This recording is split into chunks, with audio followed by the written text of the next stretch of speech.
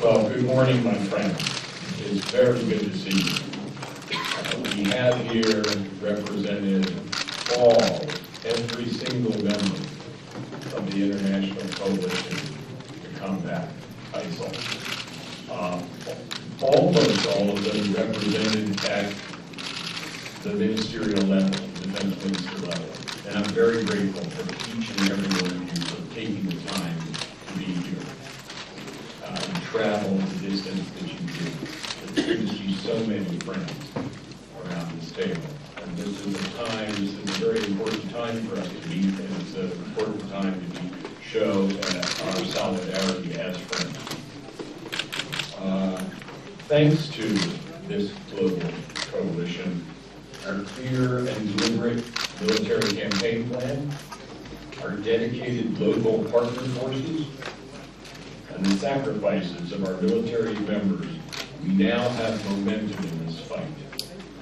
And we have clear results on the ground.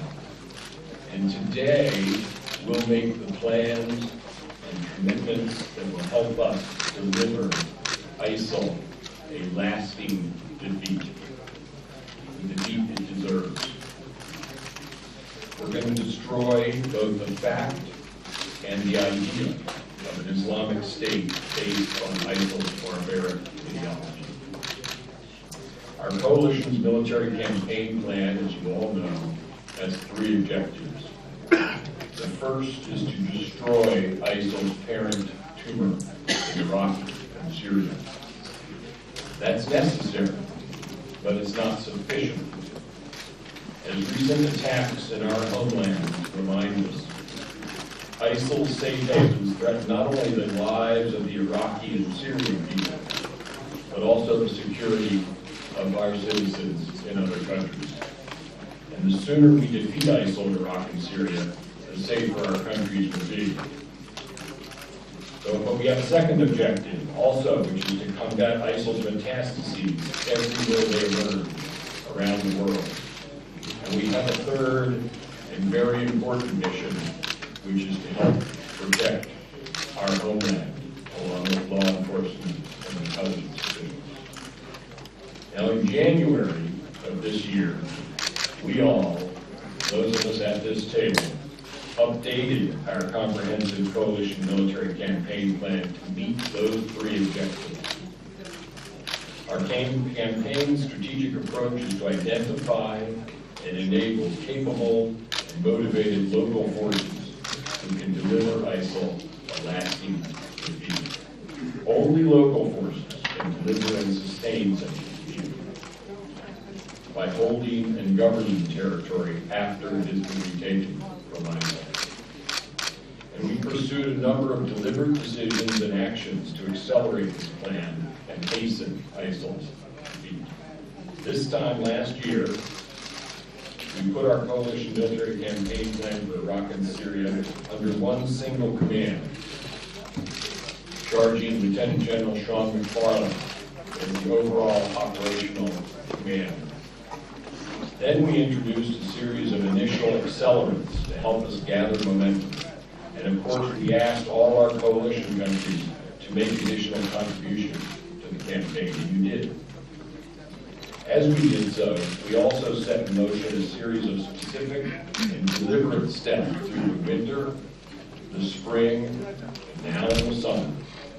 The first plays in the game, as President Obama called them, that we would accomplish as soon as possible to put ISIL on a path to a lasting defeat. And since then, play by play, town after town, from every direction and in every domain, our campaign has accelerated further, squeezing ISIL and rolling it back towards Raqqa and Mosul. We're isolating those two cities and effectively setting the stage to collapse ISIL's control over them. We see that on the ground. In Iraq, as I saw firsthand last week during my most recent visit there, we're enabling the dedicated Iraqi security forces and the Peshmerga, led by Prime Minister Abadi and supported by Kurdish Regional President Barzani. And after clearing Ramadi and establishing a staging base in Mahmoud, the Iraqi security forces moved on to liberate Heat, Rutbah, and Fallujah.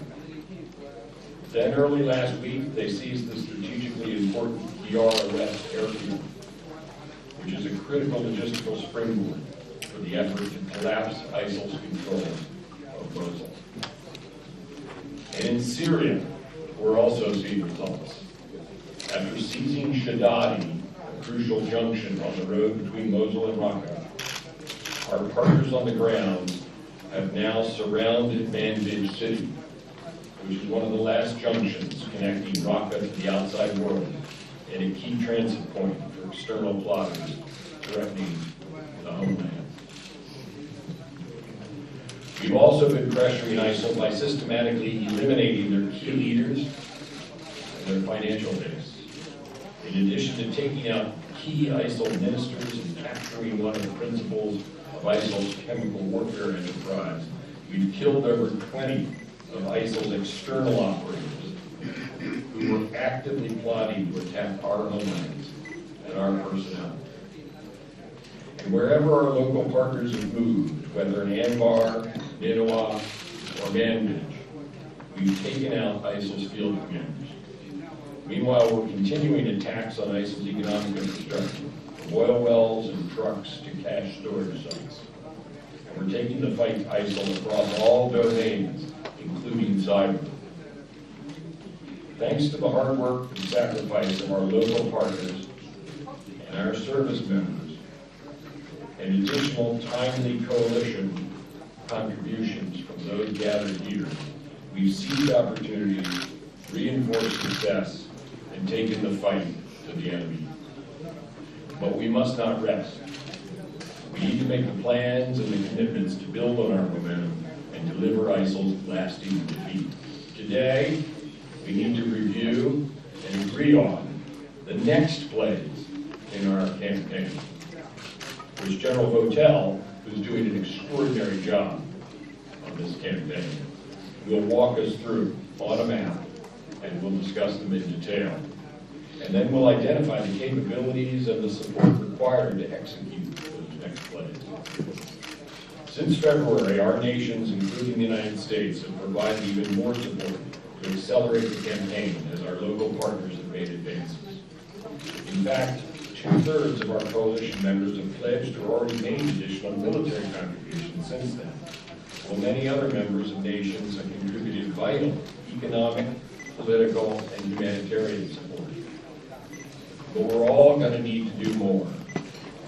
Today, we'll identify both our enduring and emerging requirements and review our detailed metrics and matrix of national contributions, which you've seen before, going through it row by row, column by column, and country by country. We must ensure that our partners on the ground have what they need to win and fight, and then hold, rebuild, and govern their territory. This last point, we need to ensure that our economic and political campaign do not lag behind our military progress.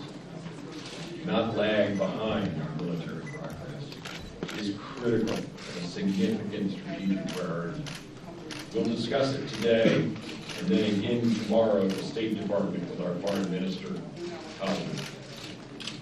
Of course, as I said earlier, destroying ISIL's parent tumor in Iraq and Syria is necessary, but it's not sufficient.